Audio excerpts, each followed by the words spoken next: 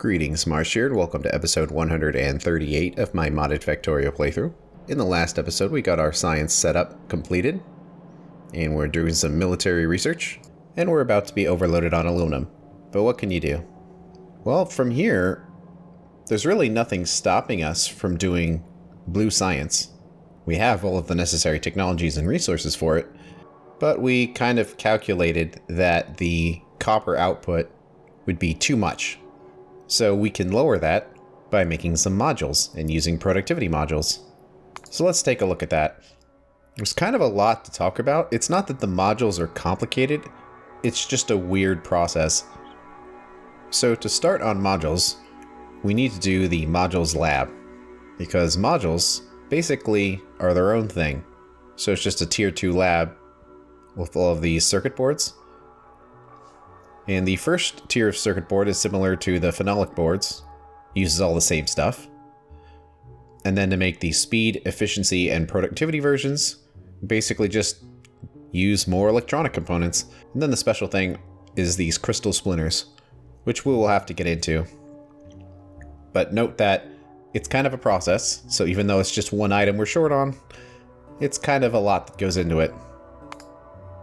We grab that, let's see, probably can stop the research of these other things for now, because we're pretty good on nickel. And if we keep taking this down, it will eventually unlock modules. Now it's kind of weird because in the beginning, it's just using normal science items. But then as you go down the list, instead of requiring science, it actually researches using these circuit boards, depending on which thing you want. And depending on which of the modules you'll have enabled, you might have these combined modules which will use all kinds of weird stuff. For the most part, I turned off all of the various combined modules, because basically they're just super OP, where you add multiple modules together and then it just does everything. So like the green merged module here would basically make it so it produces no pollution and consumes no electricity, which seems a little broken. Or like pure speed or pure productivity, where you get rid of the downsides of using the module. So like pure speed, I believe, gives you a speed increase but no electricity increase, so it's just better. And the God modules do everything. So I got rid of all that stuff just so modules kind of have some pros and cons to them, although they're generally still pros. So if you had all that stuff enabled, oh wow, that research happened really fast. But if you had all that enabled, you would have even more module types to research here.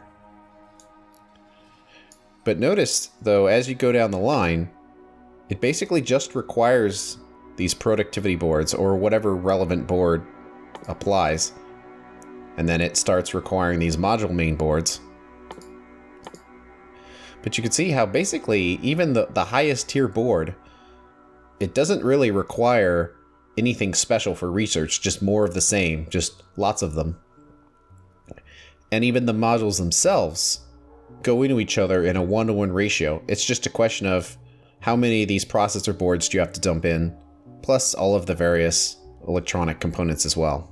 So it's important to kind of keep that in mind when trying to figure out and plan how you want to build all this.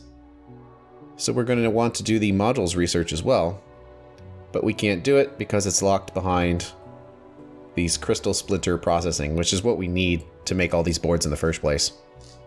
So there's a bit to research here. It's basically growing fish, where we could unlock a fish tank, and then the ability to make artificial fish water, which is basically just salt water, so we mix in saline water to get that. And the first tier, they call it petting. But it's basically the fish don't grow themselves. So you see how we put in 4 fish, some nutrient pulp, and some fish water, and then we get 2 fish back, and then a 50% of getting a third back, and then the polluted fish water. So using this research, the fish will eventually die out, and we'll need to fish more to dump in there. So it's not self-sustaining. But the process is fairly similar with the rest of these. that the Factorian fish die out pretty quickly. These other fish types will last longer because you have an 85% chance of getting all 4 of them back. But eventually they'll die out. So let's hit that. One thing it requires is nutrient pulp to grow the fish. And we already have lots of methods to make it, basically. From beans, corn, leaves, nuts, pips, and fruits. Now we're not actively growing any of that stuff, but we are making raw vegetable oil, which we are filtering right here. And we're mainly using it for fuel, and we have nutrient pulp as a byproduct, which we're just basically getting rid of to make more fuel oil, and also wasting the glycerol because we have nothing to do with it and we can't burn it. But we can hold on to this nutrient pulp from this process to grow fish, and then only send the leftovers overboard. And if that's not enough, we'll have to grow some different resources that we can turn into nutrient pulp directly. So we've got that, and you see there's lots of things that come out of it. Much better would be the second tier of growing fish, which requires the butchery. So that's a machine that we can make. And then the process is basically just taking the fish and then cutting them up into raw meat. And each fish gives you different amounts of raw meat. Or the Santa Ray gives you the most. And Factorian fish give you the least. The reason this is necessary is because to make the Santa Rays, you need raw meat. Where it's 2 rays, some raw meat, and then nutrient pulp and fish water. And eventually you'll get 5 to 10 Santa Rays coming out and the polluted water. These other methods require different input resources. Factorian fish will grow without anything, and Livac fish need brown, and the jellyfish need the green algae. So here's a way to produce fish, so we'll never run out. But ultimately, the goal is actually the polluted fish water. It's not the fish at all. We want the polluted fish water, which means we're going to need to use both of these processes. Because if we only use this one, we're eventually going to fill up on fish, because we're just making more fish. Because even if we're chopping up the Santa Rays to make raw meat, you know, each Santa Ray already gives you 2 raw meat, so only 1 out of that 5 to 10 Santa Rays are going to disappear in the process. So we'll need to have 2 aquariums here, but its primary goal is just to make sure we're topped up on fish. So we'll hit that. So we're researching all of that because the goal is taking that polluted fish water and turning it into crystal splinters. And there's some required research here of grinding, which we can grind up silicon to get silicon powder, add carbon, get silicon carbide, and then add a steel, and we get grinding wheels, which we will need. And then we can do this crystal splinter processing, where 50 polluted fish water gives us a 40% chance of getting a splinter. And then these splinters can be cut apart. So what's really interesting about this, you don't choose which splinters you get. You just get all of them. And then some crystal powder. And then these splinters can be cut with a crystal grindstone and some crystal slurry to make the polished splinter. And then this grindstone is just a grinding wheel, but with crystal powder added, which we do have here. So a lot of this is resources we already have, but it's kind of complicated all of the directions the resources go. But if we take care of that, we will get those splinters, and then that is the input splinters that we need. This process in itself isn't particularly efficient, mainly because we have to use all of these splinters. We can't choose which ones we want to use. So we can go into Crystal Splinter Processing 2, which has some prerequisites here. But mainly, the goal here is that we make seeds to unlock the Crystal Splinter 2, which will always give us a raw splinter from 50 water, as opposed to only 40%, so it's much more efficient as far as the fish are concerned. And it also allows us to combine all of those splinters to make a combined splinter, which is necessary for certain things. So we got to follow this back. You can see it has some random stuff we need to research, such as paste processing. We can make various pastes which get used in certain things. They all have their own recipes. Basically, it's a powder of some metal, and then cellulose paste. And that cellulose paste, sodium hydroxide, cellulose fiber, and chloromethane gas, which then unlocks the alien microprocessing. We could take that polluted fish water and then get alien spores and sulfuric wastewater out of it. Then turn those into alien bacteria with calcium carbonate and hydrochloric acid. We can make some petri dishes, add the cellulose paste, and then add that alien bacteria to get the inoculated petri dish, which finally we can do crystal splinter processing 2 with, which we add that petri dish and some crystal dust to turn it into a seed, and then we grow the splinter. So we'll hit that, and we've got lots of research to go through there, and there's still more to do. But luckily it looks like it's going pretty quick. One thing to check is the calcium carbonate. We can make it, but we're not making it yet. And it comes from red cellulose fiber. And that red fiber is from red algae. And red algae is made from ammonia and thermal water. You still following? It's because it's a lot to cover. And then we have these thermal water fissures that we're not using yet. That's where we would get that resource from. So you can see why I wanted to put this off. It's not necessarily super complicated. It's just a really long series of machines and materials that have to go into this. And luckily, we don't have to worry about it being super fast or anything, because we're not really going to need modules that quickly. Because if you look at all these speed modules here, yes, they go into some things. And of course they go into machines, and they go into the faster version of themselves. But it's mainly just things we produce very few of. Fusion cells. Bombs. But then we get to speed module 8. And that's where this stuff starts getting used up, because it goes into spaceship parts. Productivity modules are fairly similar. So basically the takeaway here is that we actually don't need to produce a huge number of modules until the end game. So these are purely for our convenient use when it comes to building machines. So we'll need to keep that in mind when we actually want to figure out how much of all this stuff we want to make.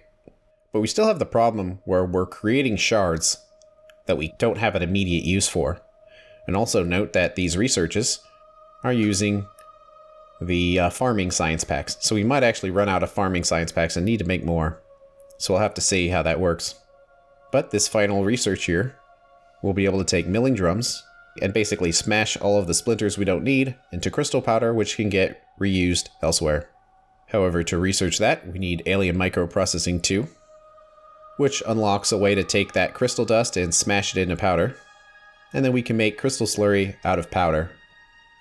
And then make a crystal enhancer, but that's something we don't need right now. So we grab all of that. And then finally, we now have a closed loop of this fish breeding that we can do. So, is research still happening? Seems to be. We need a radar right there. I want to see what's going on with the labs. Let's see. Looks like there still are some packs left, but they're getting smushed down near the top here.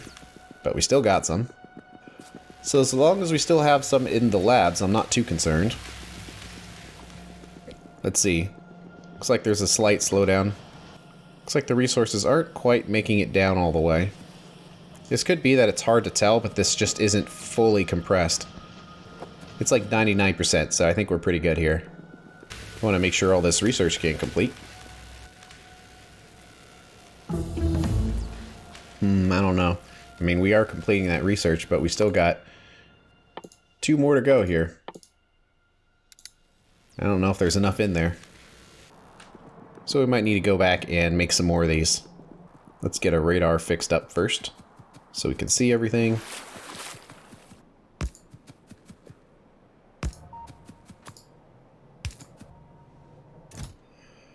Let's see. We've got some gardens. So there's basically two different ways of using those up to get more plant life samples. One is just to directly turn them into plant life samples, or one is to get seeds. So I guess the question is, do we have all of the available seeds of each garden? If not, we should probably process them. And it is true that this is science production. That should probably happen in the science bus. So we should probably move it up if possible. As far as speeds are concerned, this is probably fine, because it's going to have a long time to build up resources. One thing we do want to set up, though, is getting all these seeds, because I imagine eventually we're going to want to have most of the seeds available to us, so we should probably turn all of these into seeds.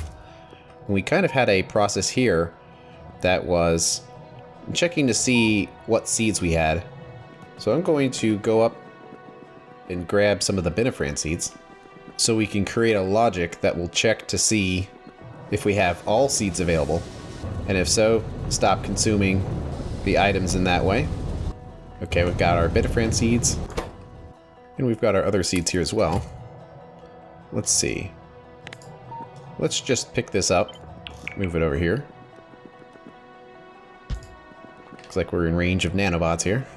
And here's a chest just full of random resources that we found but haven't used up. We could probably directly process them into things if we need to, but I guess we'll just leave it for now. Processing the temperate garden gets up to 5 different types of seeds and plant life. Swamp gets us 5 seeds, and desert gets us 5 seeds. And they all look like they're unique. Let's put our 5 combinators in here. They will read the output, and we're looking for each seed type. So if the wheaten seed, let's say equal to or greater than 5, give us a green square. And we'll do this for the other seed types as well.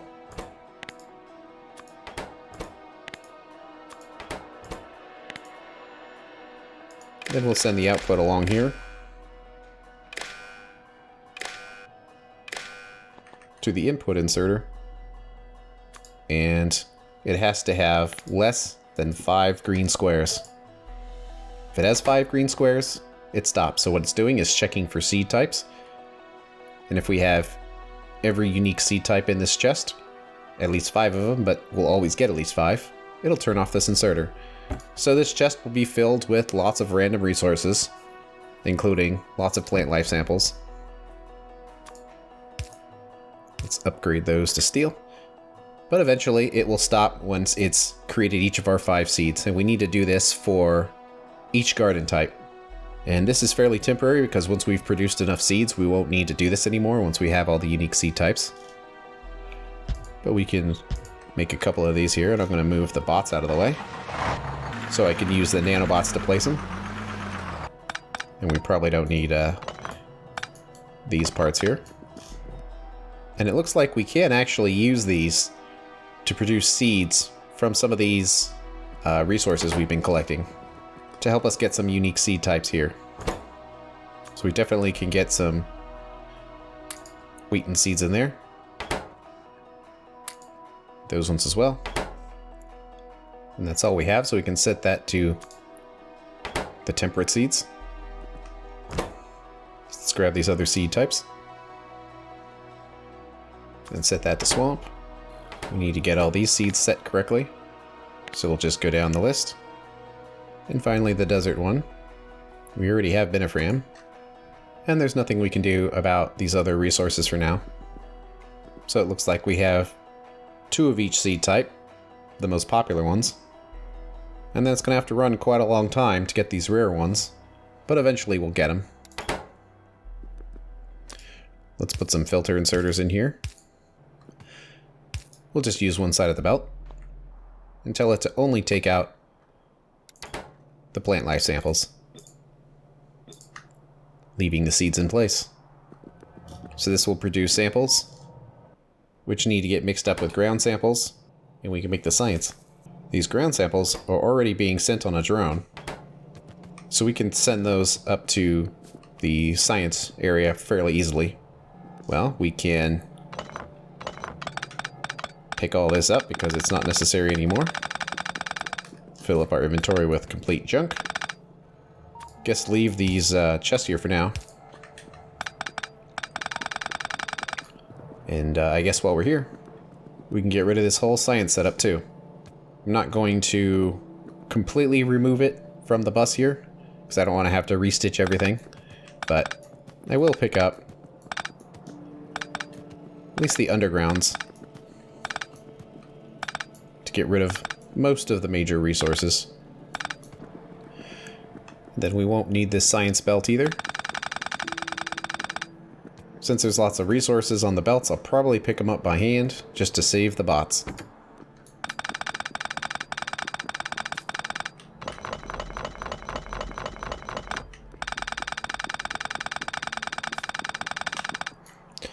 All right. Got all that cleared out. Got a lot of junk now. But it could all be delivered to where it needs to go eventually. It would technically be better to place all of these resources where the ore bus is, but let's just place them in here, since we are still manufacturing some things on this bus. And if it's still here when we pick it all up, well, then I guess we'll have to move it. Okay, I think that's pretty well cleared out. So we're going to need to send up these resources here, which are already on a drone. And we'll need to process the gardens, but we might as well process it up there so we don't have to worry about shipping it around. Okay, let's get rid of that right there. Have it place everything on one side of the belt. Let's do the processing over here somewhere. Yeah, sure, how about something like this? Have the belts go the other way. Make sure we get all of the correct resources placed here. Looks like one of them isn't set correctly. So Benefran. And then we just need to put the gardens in.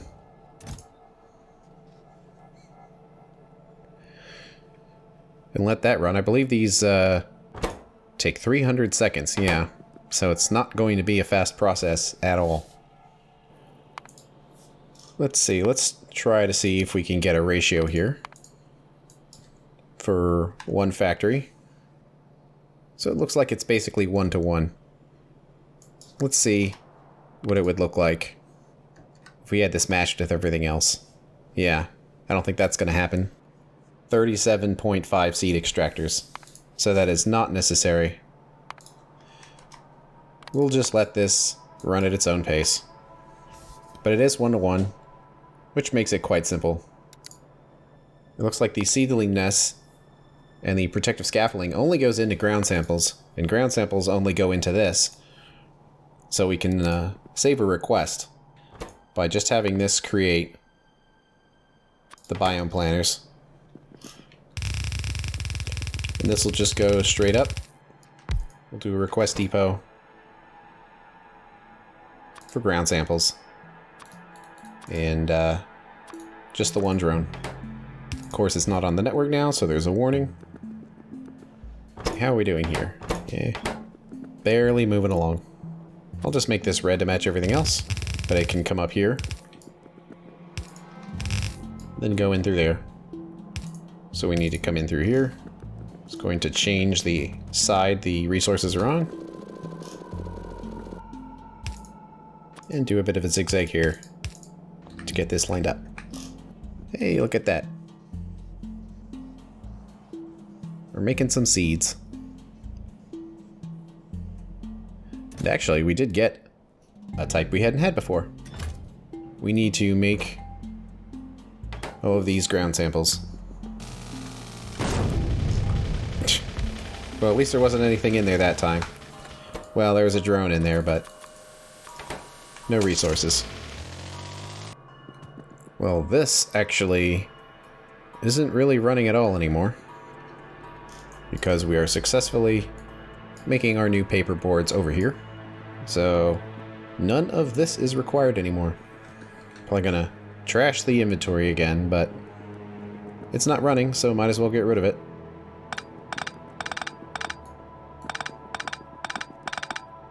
It is required to a tiny extent to supply paper for this assembling machine, but I don't know if I want to move that process. So I think I'll just put what paper was already being produced in there, and we'll see how it works out. Eventually it's going to run out, and then we can deal with it.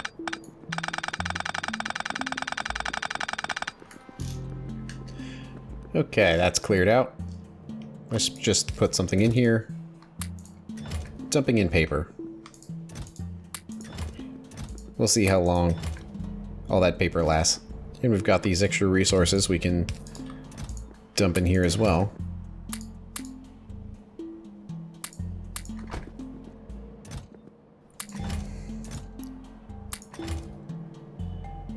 And eventually it'll all be cleared out. So we can get rid of all of that.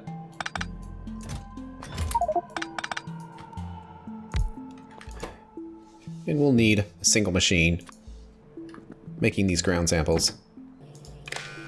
Let's put a writer in here and say there has to be at least a drone's worth for this to turn on. And we'll use a wire here. Just turn this on if there's less than a drone's worth. Let's see, I wonder if I can handcraft some of this stuff to speed up the process. Looks like I can. So I'll handcraft all of this stuff. Let that take its course and it'll eventually start supplying. Alright, let's drop what we've built in here.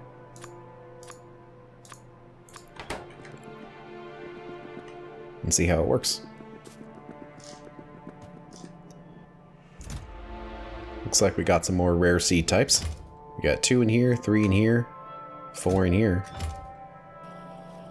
Of course, this is going to go quite slowly, but we don't have a long-term capacity to run this stuff particularly fast, so this is the kind of thing where you just have to let it build up over time.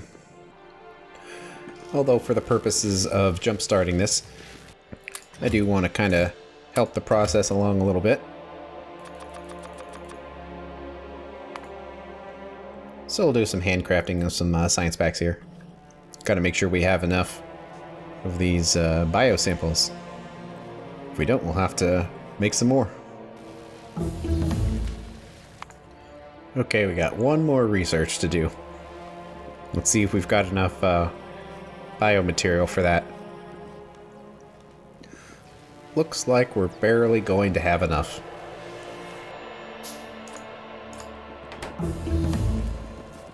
Awesome. Now that we got all that fish research, we can start planning on our modules. But that's going to have to wait until the next episode. Thanks for watching, and I'll see you later.